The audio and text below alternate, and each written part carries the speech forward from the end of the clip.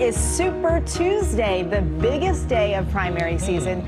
15 states head to the polls today with more than a third of each party's delegates on the line. And here to break it all down for us is ABC Political Director Rick Klein, and always good to see you. Thanks, guys. Great to be with you. All right, so Eva just mentioned it. 15 states heading to the polls today, including Colorado, where the U.S. Supreme Court just ruled that Trump can stay on the ballot. So what's the big story today, and what states should we be watching? Yeah, now it's official. He's going to be on the ballot. He's going to be on the ballot everywhere. That includes Maine and Colorado, which were both in question. This is the biggest single day of voting we're going to have until Election Day itself. So there's a lot on the line. The real question is this a Trump sweep? He has won so far everywhere other than Washington, D.C. There's a real possibility that he wins all of the states that are voting today, but we are looking for potential upsets. Nikki Haley looking to the state of Utah and up in New England, Massachusetts, Vermont. Those are possibilities at least for her to win, or at least to kind of make a point. And the point she's trying to make about Donald Trump's vulnerabilities could be something that we learn today as we see this absolute crush of voting where the campaign basically goes national.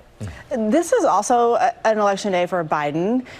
They're very much focused on the general election. What does he need to be focused on today and looking ahead? Yeah, really striking. We saw the results just a week ago in Michigan, where more than 100,000 Democrats chose not to vote for him, but to vote instead for an uncommitted candidate. So they're sending delegates to the national convention that are not supporting Joe Biden. This was an outgrowth of the protests over the Israel-Hamas war and the president's position on that. And that's something he still has to watch for. You have states like Colorado, Minnesota, Massachusetts today, where uncommitted is an option. It's a way for people to kind of vent their frustrations. But take a state like Michigan. He only won the state. Biden won by about 150,000 votes. So to have 100,000 Democrats say, I'm not on board for Biden, that's a problem. And I think we'll see kind of the mirror image of that in some other Republican-leading states like North Carolina today, where Trump has to show that he can get his base to the polls. And speaking of frustrations, what are some of the concerns that voters have today? I mean, you think about the border crisis and tensions in the Middle East and the economy.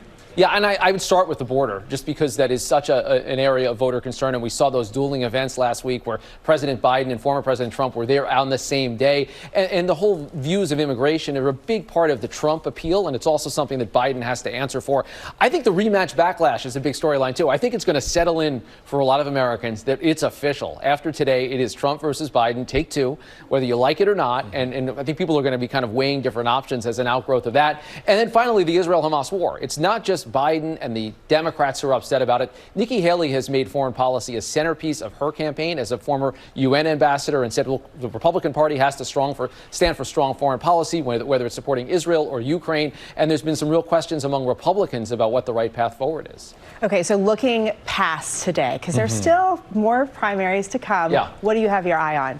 Yeah, I think a big question is going to be what the third parties do, because I think given this matchup that is historically unpopular, Biden versus Trump, people are going to be saying, what are my other options out there? And we've got Robert Kennedy Jr., a big name in Democratic politics, but with a lot of conservative leaning positions on vaccines and other things on the ballot in a couple of states. Jill Stein is likely to be the Green Party nominee. Cornel West, who is a staunch supporter of Bernie Sanders. And later this week, we're going to find out if the No Labels group decides to field a candidate or not. So I think these are the kind of names that a lot of people are going to be curious about when they realize it is Biden versus Trump, even though they have the overwhelming share of the vote.